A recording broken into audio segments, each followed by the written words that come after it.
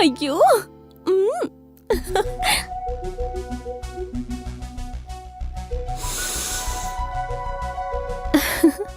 ನೋಡಮ್ಮ, ಅಕ್ಷತ್ ಬಂದ್ರೆ ಮೊದ್ಲು ಕಾಲಿಗೆ ಬಿದ್ದು ಆಶೀರ್ವಾದ ತಗೊಂಡ ಮೇಲೆ ಹಾಲ್ ಕೊಡು. ಅಯ್ಯೋ ಟೆನ್ಷನ್ ಬೇರೆ.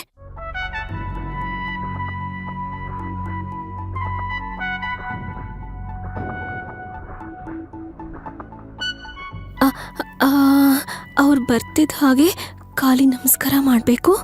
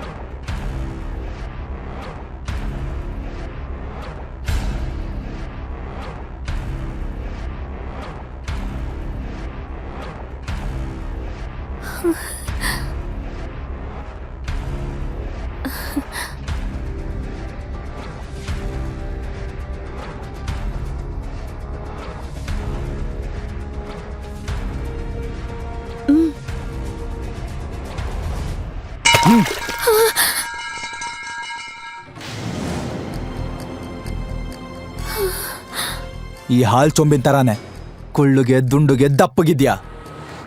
ನೀನ್ ಬಂಡೆ ತರ ಇದ್ಯಾ, ಅದಕ್ಕೆ ಆ ತರ ಚೊಂಬ್ ಹಿಡ್ಕೊಂಡ್ ಬಂದಿದ್ಯಾ ಸರಿ. ಆದ್ರೆ ನಾನ್ ನಿನ್ ತರ ಇಲ್ಲ ಅಲ್ವಾ? ಅಂದ್ರೆ ನಿನಗ್ ಬುದ್ಧಿ ಇಲ್ವಾ?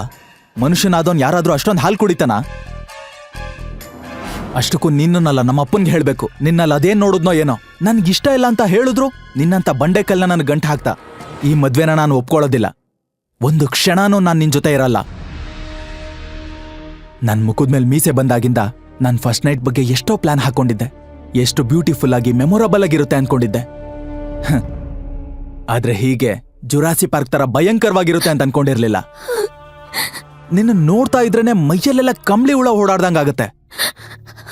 ನಿನ್ನನ್ ಮುಟ್ಟಿದ್ರೆ ಅಷ್ಟೇ, ನೀನ್ ಕೂಡ ಹೀಗೆ ಕೆಳಗ್ ಬಿದ್ದಿರೋ ಹಾಲಿನ ತರ ಯಾವತ್ತೂ ನನ್ ಕೈ ಸೇರೋದಕ್ಕಾಗಲ್ಲ.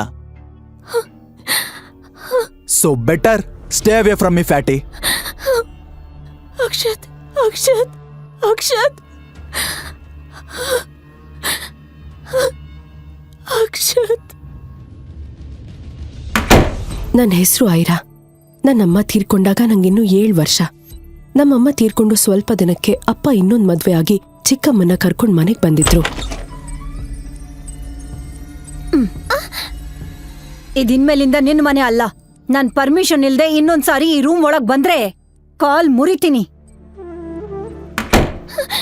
ಎಲ್ಲಾ ಪ್ರಶ್ನೆಗಳಿಗೆ ಉತ್ತರ ತಿಳ್ಕೊಡೋದಕ್ಕೆ ಕೂಡ್ಲೇ ಪಾಕೆಟ್ FM ಡೌನ್ಲೋಡ್ ಮಾಡಿ ಹಾಗೂ ಕೇಳಿ ಸೂಪರ್ ಹಿಟ್ ಸ್ಟೋರಿ ಐರಾ.